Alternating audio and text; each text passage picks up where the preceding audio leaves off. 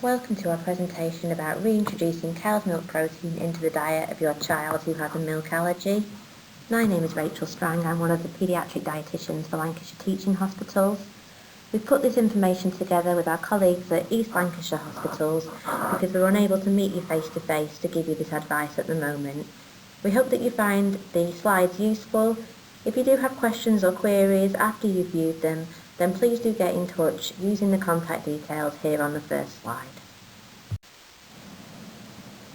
This information is intended for families of children who have a non-IgE mediated cow's milk protein allergy where their reaction is delayed.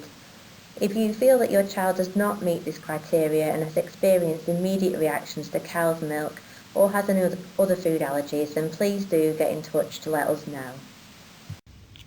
Between the age of 6 to 12 months, infants are gradually increasing their intake of solid foods and they start to reduce the amount of breast milk or formula that they're taking. Every child's different and try your best not to compare, but just to give you a rough idea, by the age of 1 year, we would expect your child to be joining in and eating 3 nutritious family meals. And in the next slide, we're going to talk about what a balanced diet is.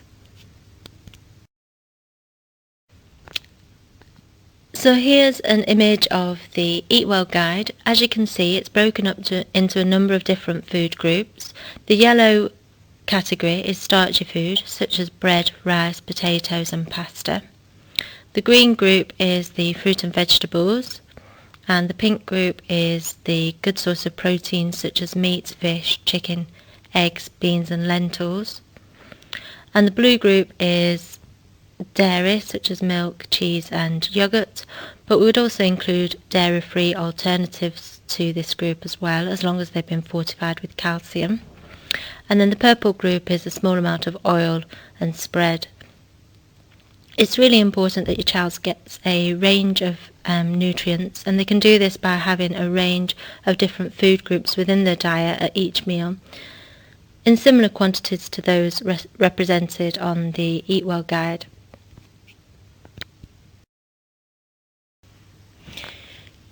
Cow's milk containing products are the main source of calcium within the diet, so when you're avoiding cow's milk protein, it's really important to get enough calcium from other sources. Calcium is needed along with the vitamin D for strong bones and teeth until the age of 1 year. This comes from breast milk or formula. At the age of 1 year to 3 years, your child needs 350 milligrams of calcium. This is equal to around 300 of cow's milk, or a calcium fortified over-the-counter alternative. If your child is drinking too much milk, it might impact on their intake of solid foods, so it's just important to try and get the right balance.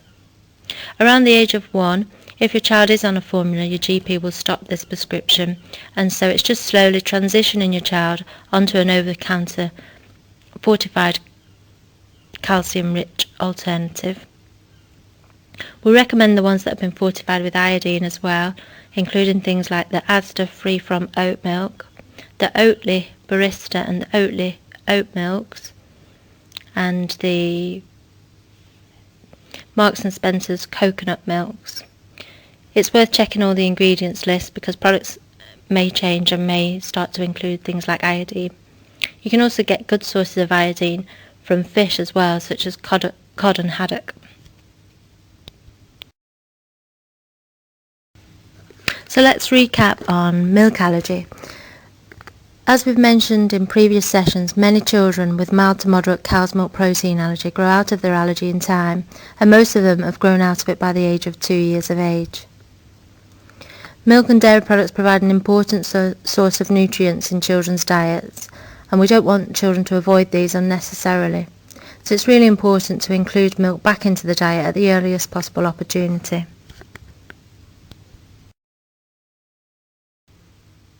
As you may recall, we've discussed in the past that there isn't any test to determine when a child has become intolerant to cow's milk protein. Equally, there hasn't been a test to diagnose cow's milk protein allergy. And so we've got to go by a process of testing by trial and error really at regular intervals by reintroducing cow's milk protein back into the diet.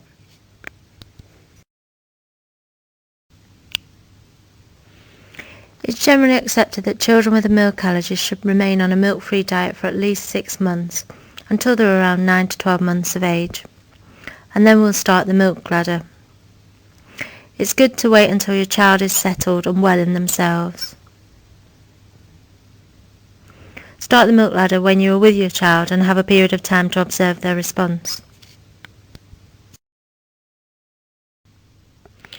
So for most children, it's completely safe to reintroduce milk protein back into the diet when the child is at home. The only time that we would consider an alternative would be if there had been any immediate or severe reactions to cow's milk protein products. I would also recommend to hold off if your child has current severe atopic eczema. If you've got any concerns, you can speak to your dietitian over the telephone. I'm going to pass you over to Julie to talk about how we go about doing the reintroduction. The process of reintroducing cow's milk into your child's diet is often referred to as climbing the milk ladder. There are several different versions of milk ladder available, and these are discussed over the next few slides. None of them are completely perfect, but are based on clinical experience and the same principles of reintroducing small amounts of cow's milk followed by larger amounts. So the milk ladder is based on the three following principles: that small amounts of milk protein will be tolerated before larger amounts, that heating cow's milk protein will change the shape of the protein structure, therefore makes it less likely to cause an allergic reaction, and that when you mix cow's milk protein with other food components such as fat and carbohydrates, and they're eaten all together, that this will reduce the likelihood of an allergic reaction as opposed to milk as an ingredient on its own.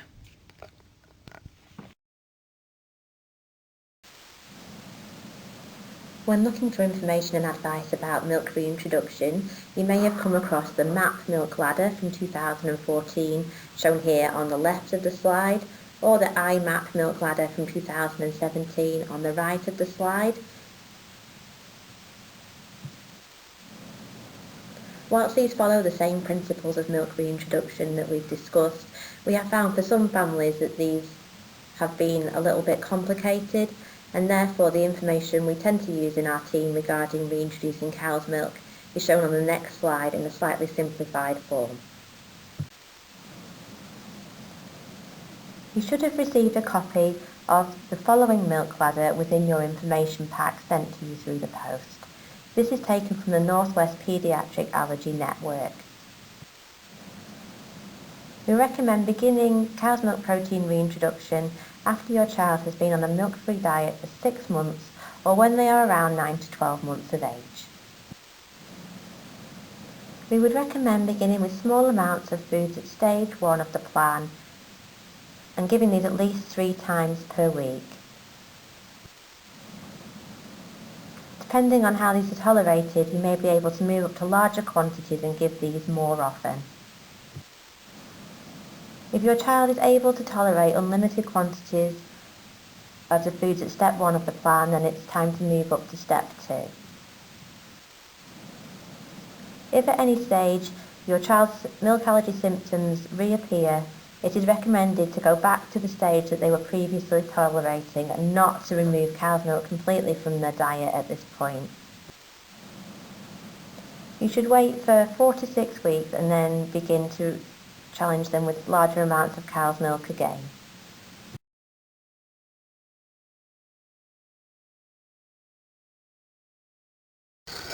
So some challenges along the way. Children obviously do get unsettled and have some symptoms around this age anyway, and it could be due to illness, teething. Have they just had their 1-year immunisations?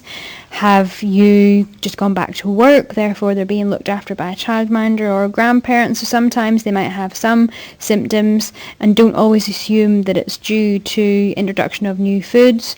For example, cow's milk, it might be due to something else, and that's why they're maybe showing signs of some unsettledness. So the big thing is just not to always assume that it's down to cow's milk. So we obviously do get asked, what if my child was to have a serious reaction, and thankfully that these are very rare and unlikely, but obviously we do have to talk about it. If your child does develop any breathing difficulties or a hoarse voice, that they become faint or lose consciousness, then always seek immediate medical attention and do not continue with the milk ladder. But like we said, this is very rare and very unlikely.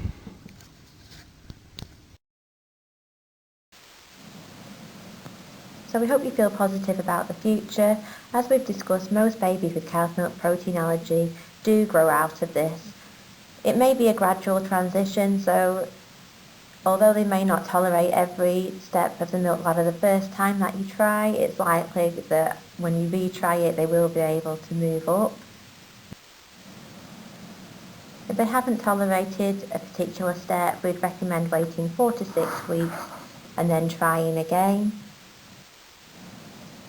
Persevering with the milk ladder will help your child to develop tolerance to milk and mean that they don't have any long-term problems with it. Thank you for listening to the presentation and viewing the slides. If you do have questions, queries or concerns, please do get in touch with us. You can do this by telephone. The office number is 01772 522504, or you can contact us at the email address at the beginning of the presentation.